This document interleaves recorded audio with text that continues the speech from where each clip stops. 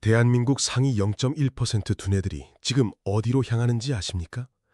미래 산업의 쌀이라는 반도체 공장? 아니면 제2의 구글, 제2의 오픈 AI를 꿈꾸는 AI 스타트업? 다 틀렸습니다. 정답은 피부과와 성형외과입니다. 이게 무슨 소리냐고요?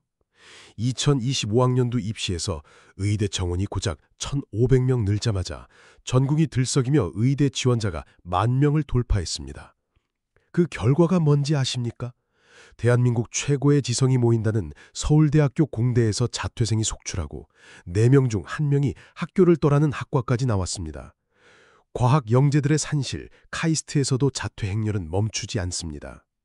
미국과 중국은 AI 인재 쟁탈전을 벌이며 국가에 사활을 걸고 있는데 우리는 지금 뭘 하고 있는 걸까요?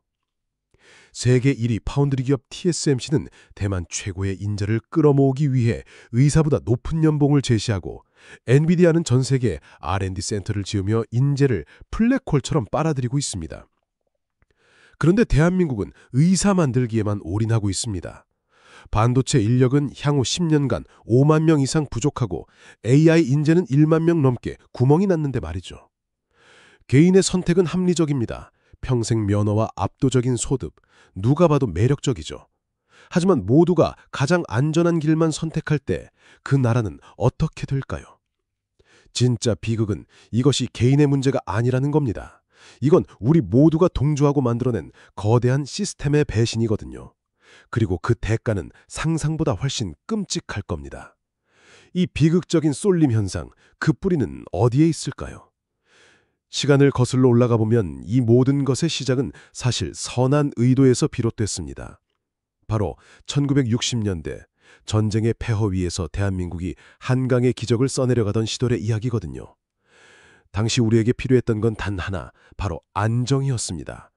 모든 것이 불확실하고 당장 내일 먹고 살 걱정을 해야 했던 부모님 세대에게 의사, 변호사, 판사 같은 사자 직업은 단순한 돈벌이 수단이 아니었습니다. 그것은 국가가 보증하는 평생의 신분증이자 어떤 경제 위기가 닥쳐도 내 가족을 지켜줄 수 있는 유일한 방패였지요. 당시 정부는 수출 주도 성장이라는 기치 아래 자원을 특정 산업에 집중적으로 쏟아부었습니다. 값싼 노동력과 하면 된다는 정신으로 무장한 우리 기업들은 세계 시장을 향해 돌진했죠. 이 과정에서 엔지니어와 기술자들의 역할은 물론 중요했습니다. 하지만 사회 전체의 인식 속에서 최고의 인재는 과학자나 엔지니어보다는 법전과 메스를 든 사람들이었습니다. 왜냐하면 공장은 망할 수 있고 회사는 부도날 수 있지만 면허의 가치는 영원하다고 믿었기 때문입니다.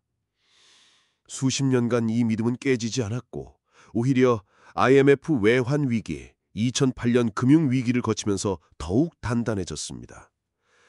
역시 믿을 건 전문직뿐이라는 사회적 합의가 굳어진 거잖아요. 자, 그럼 이 시스템이 2025년 현재 한 명의 인생을 어떻게 바꿔놓는지 한번 들여다볼까요? 여기에 38살 김성현 차장이 있습니다. 김 차장은 15년 전 전국 상위 1%의 성적으로 대한민국 최고 공대인 서울대학교 컴퓨터공학과에 입학한 수재입니다. 그의 꿈은 명확했어요. 세상을 바꾸는 혁신적인 소프트웨어를 만드는 것. 졸업 후 그는 모두가 선망하는 기업 삼성전자에 입사했습니다. 첫 연봉은 6천만 원. 나쁘지 않은 시작이었죠. 그는 밤낮 없이 일했습니다. 반도체 설계의 핵심 로직을 개발하고 인공지능 칩의 효율을 높이는 알고리즘을 짜냈습니다. 그렇게 10년이 흘렀습니다. 김 차장의 연봉은 꾸준히 올라 1억 5천만 원이 되었습니다. 성과급이 터지는 해에는 2억 원을 넘기도 했죠. 하지만 그는 언제부턴가 웃음을 잃었습니다. 마흔을 앞두고 45정, 즉 45세 정년이라는 말이 남의 얘기처럼 들리지 않았거든요. 하루가 다르게 변하는 기술 트렌드를 따라가지 못하면 언제든 도태될 수 있다는 불안감과 치고 올라오는 후배들과의 무한 경쟁. 무엇보다 그를 괴롭혔던 것은 자신이 개발한 기술이 회사의 이름으로 귀속되고 정작 자신은 언제든 대체 가능한 부품일 뿐이라는 자각이었습니다. 10년의 경력이 자신만의 업이 아니라 회사의 자산으로만 쌓여가는 현실. 김 차장은 3억 원을 대출받아 산 아파트의 원리금을 매달 150만 원씩 갚아나가며 생각합니다. 내가 이 회사를 나가면 내 이름 앞에는 무엇이 남을까? 이 질문에 대한 답을 그는 찾을 수가 없었습니다. 여러분이라면 어떤 심정이셨을까요? 자, 그럼 이제부터 극명하게 다른 두 길을 선택한 두 인물의 인생을 시뮬레이션 해보겠습니다. 바로 박지훈 씨와 최민준 씨의 이야기입니다. 두 사람은 2022년 같은 고등학교를 졸업한 과학고 동기이자 절친한 친구였습니다.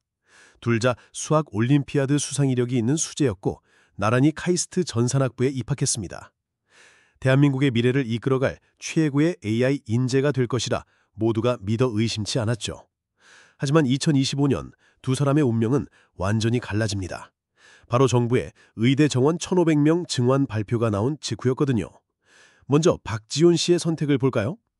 그는 카이스트 입학 후에도 마음 한구석의 불안감을 지울 수 없었습니다. 아버지는 중소기업 부장으로 퇴직 후 퇴직금으로 연 치킨집이 힘들어지는 것을 매일 목격했거든요.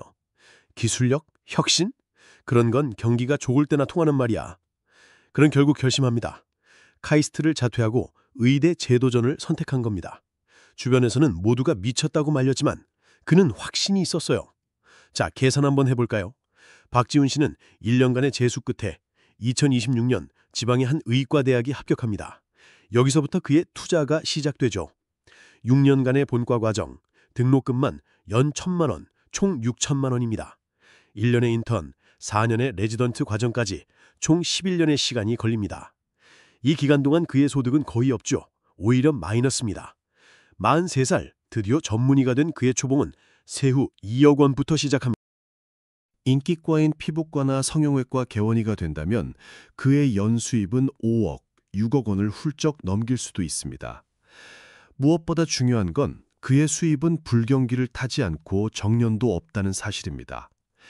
그는 70세까지 현역으로 일하며 안정적인 고소득을 올릴 수 있습니다. 반면 최민준 씨는 친구의 선택을 안타까워하며 공학도의 길에 남았습니다. 그는 AI에 대한 열정으로 가득 차 있었거든요.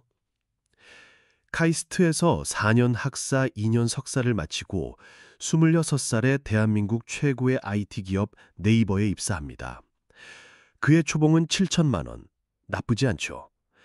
그는 뛰어난 실력으로 5년 만에 팀장이 되고 30대 중반에 연봉 1억 5천만 원을 받는 핵심 인재로 성장합니다. 그는 여기서 만족하지 않고 35살에 동료들과 함께 AI 기반 의료 진단 솔루션을 개발하는 스타트업을 창업합니다. 정부 지원금 2억 원, 엔젤 투자 3억 원을 유치했지만 그의 월급은 다시 400만 원으로 줄었습니다. 밤낮 없이 일하며 3년을 버텼지만 시장의 반응은 차가웠고 결국 회사는 문을 닫습니다. 38살, 그는 다시 취업시장이 나왔지만 3년의 공백과 새로운 기술의 등장으로 인해 예전 같은 대우를 받기는 어렵습니다.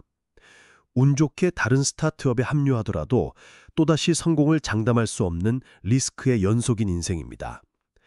자, 두 사람의 40세 시점에서의 자산을 비교해 볼까요? 의사가 된 박지훈 씨는 33세부터 7년간 연평균 3억 원을 벌었다고 가정해 보겠습니다.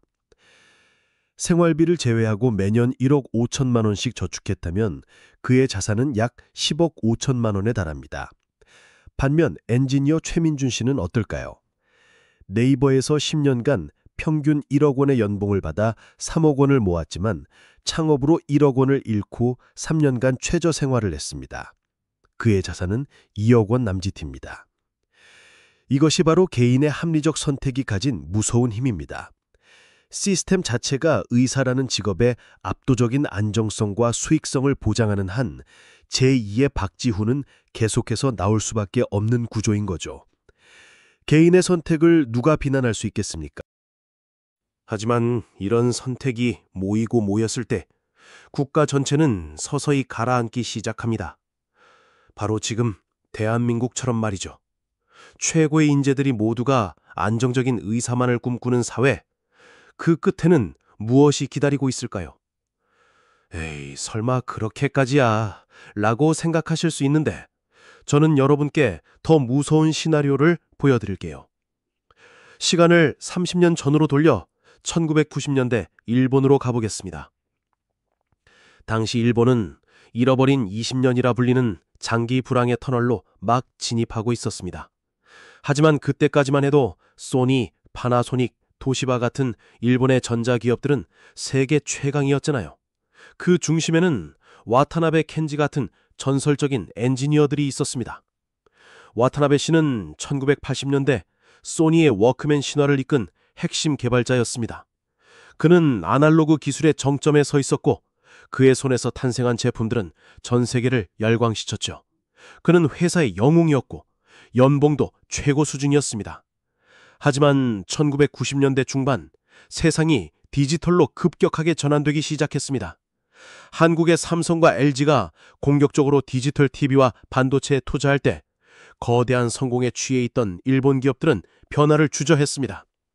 와타나베 씨 역시 마찬가지였어요. 평생을 바친 아날로그 기술에 대한 자부심이 너무나도 컸거든요.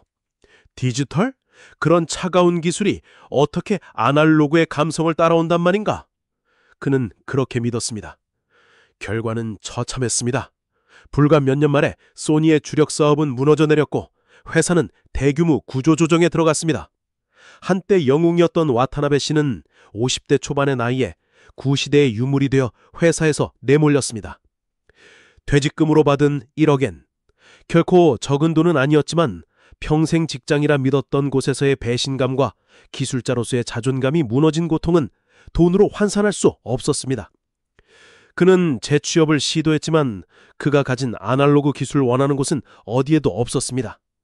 결국 그는 작은 전자제품 수리점을 열었지만 예전의 영광은 어디에도 없었죠.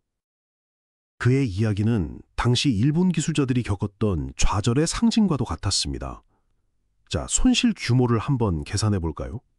한 명의 천재 엔지니어가 20년간 더 혁신을 이끌었다면 그가 창출했을 부가가치는 얼마일까요? 수천억, 아니 조 단위의 가치를 만들었을지도 모릅니다. 하지만 사회 시스템이 변화에 대응하지 못하고 그를 도태시켰을 때 그 손실은 고스란히 국가 전체의 몫이 되는 겁니다. 그런데 여기서부터가 진짜 무서운 얘기거든요. 지금 대한민국의 상황은 1990년대 일본보다 훨씬 더 위험합니다. 일본은 당시 제조업의 기반이라도 탄탄했지만 우리는 AI와 반도체라는 단 두 개의 기동에 국가의 운명을 걸고 있습니다. 이 기동을 떠받쳐야 할 최고의 인재들이 모두 의대로 빠져나가고 있는 지금, 우리의 미래는 와타나베 씨의 절망보다 더 깊은 나락으로 떨어질 수 있다는 겁니다. 실리콘밸리의 전설적인 투자자 피터 틸이 남긴 유명한 말이 있죠. 우리는 하늘을 나는 자동차를 원했지만 대신 140자 트윗을 얻었다. 이걸 우리 상황에 빗대어 볼까요? 우리는 제2의 삼성전자, 제2의 네이버를 원했지만 결국 우리가 얻게 될 것은 더 많은 피부과와 성형외과뿐일지도 모릅니다. 최고 인재들의 공대 기피와 의대 쏠림 현상이 만들어내는 파급 효과는 이미 우리 경제의 심장부를 위협하고 있습니다.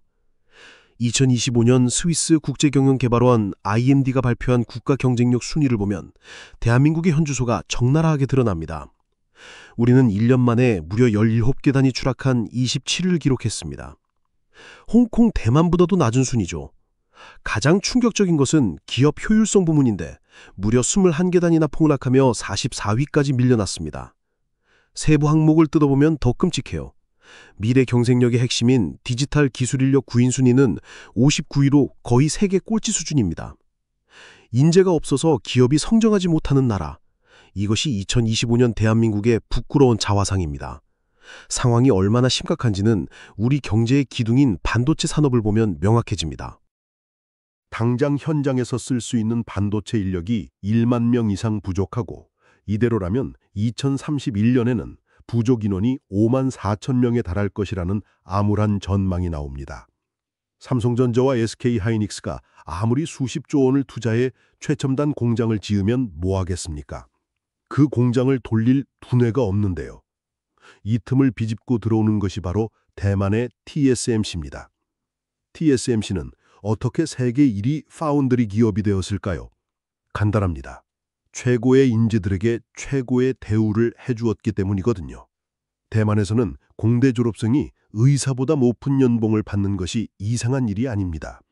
TSMC는 인재가 곧 기술이라는 것을 알고 전 세계 인재를 빨아들이기 위해 미국과 일본의 대규모 인턴십 프로그램을 운영하고 있습니다. 미국과 중국의 상황을 보면 우리의 위기감은 더욱 커져야 마땅합니다. 미국은 AI 전문가 비자를 신설하고 정부 차원에서 막대한 연구개발 자금을 쏟아부으며 전 세계 AI 인재들을 블랙홀처럼 흡수하고 있습니다. 중국은 또 어떤가요? 천인계획 같은 프로그램을 통해 해외에 있는 자국의 천재들을 다시 불러들이고 막대한 연봉과 파격적인 연구 환경을 제공하며 AI 인재 만리장성을 쌓고 있습니다. 이들 국가의 최고 인재들은 창업을 꿈꾸고 실리콘밸리와 선전해서 새로운 기술로 세상을 바꾸려 하고 있습니다. 그런데 대한민국의 최고 인재들은 지금 어디에 있습니까? 의대 입시 학원에서 수능 문제집 앞에서 청춘을 불태우고 있습니다. 이런 현상은 단순히 좋은 일자리가 줄어드는 수준의 문제가 아닙니다. 국가 전체의 성장 엔진이 꺼져버리는 그야말로 시스템 붕괴의 서막이거든요. AI와 반도체는 승자 독식 시장입니다. 이 등은 아무도 기억해주지 않아요. 우리가 주저하고 인재를 낭비하는 사이 TSMC와 엔비디아, 구글은 적차를 벌리며 저만치 앞서 나가고 있습니다. 개인에게는 합리적인 선택이었을지 모르나 국가 전체로서는 가장 비합리적인 선택들이 모여 대한민국의 미래를 침몰시키고 있는 겁니다. 이 거대한 전원의 흐름에서 우리는 지금 어디로 떠내려가고 있는 걸까요? 자, 그렇다면 2025년 현재 대한민국의 자화상은 어떻습니까? 한국은행은 내년 우리 경제가 약 1.8% 성장할 것으로 보고 있습니다. 과거의 고도 성장기는 이제 완전히 끝났고 저성장이 뉴노멀이 된 시대입니다. 이런 경제 상황은 안정성에 대한 갈망을 더욱 부채질할 수밖에 없잖아요. 민간 소비는 겨우 회복세를 보이고 있지만 언제 다시 꺾을지 모르는 불안한 상황입니다. 이런 현실 속에서 40대의 명예퇴직을 걱정해야 하는 공대 엔지니어의 길과 70대까지 안정적인 고소득이 보장되는 의사의 길, 청년들에게 어떤 길이 더 매력적으로 보일지는 불보듯 뻔한 일입니다. 미래는 더 암울한 시나리오와 희미한 희망이 교차하고 있습니다. 비관적인 시나리오부터 볼까요? 현재의 의대 쏠림이 10년 더 이어진다고 가정해 봅시다.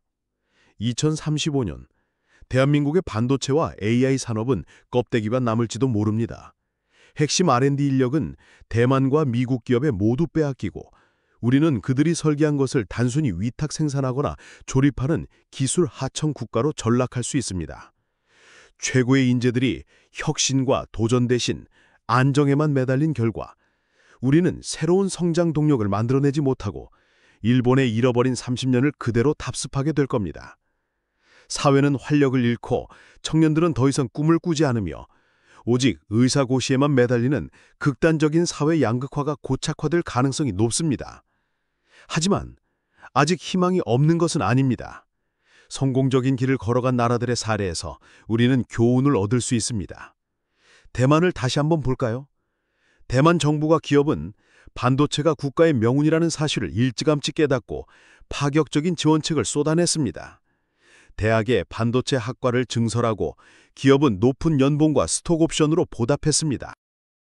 그 결과 최고의 인재들이 자연스럽게 공대로 모여들었고 이것이 오늘날 TSMC라는 괴물을 만들어낸 원동력이 된 거잖아요. 미국 역시 마찬가지입니다. 정부가 나서서 인공지능 국가 전략을 발표하고 민간 기업이 자유롭게 경쟁하며 인재를 키워낼 수 있는 판을 깔아주었습니다. 결국 교훈은 명확합니다. 개인의 애국심에만 호소해서는 이 문제를 절대 해결할 수 없다는 겁니다. 왜 청년들이 의대로 몰리는가? 그들이 이기적이라서가 아닙니다. 우리 사회가, 우리 시스템이 그 길만이 유일한 성공의 길처럼 보이게 만들었기 때문이거든요. 엔지니어로 성공하는 것이 의사만큼, 아니 그 이상으로 명예롭고 경제적으로 풍요로울 수 있다는 것을 시스템으로 증명해 보여야 합니다. 파격적인 연봉과 스톡옵션, 정년을 보장하는 기술 전문직 트랙, 창업 실패 시 재기할 수 있는 사회적 안전망, 이런 것들이 갖춰지지 않는 한 공대로 가라는 외침은 공허한 메아리에 그칠 뿐입니다. 이제 선택해야 합니다. 이대로 서서히 가라앉는 데에 머무를 것인가, 아니면 침몰의 원인을 직시하고 배를 수리해 다시 항해를 시작할 것인가. 자, 그럼 우리는 도대체 어떻게 해야 할까요? 이 거대한 흐름을 바꾸기 위해 당장 우리가 할 수 있는 일은 무엇일까요? 책상머리에 앉아서 국가의 미래만 걱정하고 있을 수는 없잖아요. 오늘 제가 7가지 실전 행동 지침을 드리겠습니다. 첫째, 정부는 당장 AI, 반도체 인재를 위한 파격적인 보상 체계를 설계해야 합니다. 단순히 연구비 몇 푼 지원하는 수준이 아니라 박사급 핵심 인력에게는 정년 트랙을 보장하고 5년 이상 근무 시 수십억 원대 스톡 옵션을 지급하는 식의 국가대표급 대우를 해줘야 합니다. 인재 유출은 막고 유입은 늘리는 가장 확실한 방법은 결국 돈과 안정성이거든요. 둘째, 기업들은 엔지니어 45세 정년이라는 낡은 공식을 폐기해야 합니다. 기술 장인들이 60세, 70세까지 현장에서 존경받으며 일할 수 있는 기술 명장 제도를 도입해야 합니다. 코딩만 하는 젊은 엔지니어와 수십 년의 경험으로 문제 해결 노하우를 가진 시니어 엔지니어가 함께 일할 때 진정한 시너지가 나는 법입니다. 셋째, 대학은 칸막이식 학과 구조를 허물어야 합니다. 의대생이 AI를 부전공하고 공대생이 경영과 인문학을 배우는 융합교육이 필수적입니다. 미래는 의사 출신 AI 창업가, 엔지니어 출신 헬스케어 정책 전문가를 필요로 하거든요. 한 우물만 파는 인재가 아니라 여러 우물을 연결할 줄 아는 인재를 키워내야 합니다. 넷째, 자녀의 진로를 고민하는 학부모님들께 말씀드립니다. 자녀에게 의대 가라고 말하기 전에 딱 10년 뒤의 세상을 상상해 보십시오. AI 의사가 진단을 내리고 로봇이 수술하는 시대가 온다면 지금의 의사라는 직업은 어떤 모습일까요? 오히려 국경 없는 시장에서 활약할 AI 전문가가 더 큰 기회를 잡을 수 있습니다. 자녀의 재능을 안정이라는 틀에 가두지 마십시오. 다섯째, 지금 이 순간에도 진로를 고민하는 학생 여러분, 시야를 대한민국 밖으로 넓혀보세요. TSMC와 엔비디아, 구글은 국적을 보지 않습니다. 오직 실력만 봅니다. 지금 당장 코딩을 배우고 영어 공부를 하세요. 여러분의 무대는 한국이 아니라 전 세계가 될 수 있습니다. 여섯째, 창업에 실패한 기업인에게 실패자라는 낙인을 찍는 사회적 분위기를 바꿔야 합니다. 실리콘밸리의 혁신은 수많은 실패를 자양분으로 삼아 피어납니다. 실패 경험이야말로 가장 값진 자산입니다. 정부는 제도 정판들을 대폭 확대하고 실패 경험을 가진 인재를 오히려 우대하는 정책을 펼쳐야 합니다. 마지막 7번째, 우리 모두의 인식 전환입니다. 의사를 존중하는 만큼 세상을 바꾸는 기술을 만드는 엔지니어와 과학자에게도 아낌없는 박수와 사회적 존경을 보내야 합니다. 이것이 바로 의대 솔림이라는 거대한 배의 항로를 바꾸는 본질입니다. 워런 버핏의 스승 벤저민 그레이엄은 말했습니다. 투자의 가장 큰 적은 실수가 아니라 감정적인 반응이다. 지금 우리 사회는 불안이라는 감정에 휩싸여 국가 전체가 비합리적인 투자를 하고 있는 것과 같습니다. 오늘 배운 원리를 기억하십시오. 개인의 합리성이 모여 집단의 비합리성을 낳을 때 그 시스템은 반드시 붕괴한다는 사실을요. 위기는 언제나 기회의 또 다른 이름입니다. 지금의 위기를 직시하고 올바른 항로를 설정한다면 대한민국이라는 배는 침몰하지 않고 더 큰 바다로 나아갈 수 있습니다. 똑똑한 시민이 결국 이기는 겁니다. 여러분의 생각은 어떠신가요? 댓글로 자유롭게 의견을 남겨주세요. 구독과 좋아요는 더 좋은 컨텐츠를 만드는 데 큰 힘이 됩니다. 시청해주셔서 감사합니다.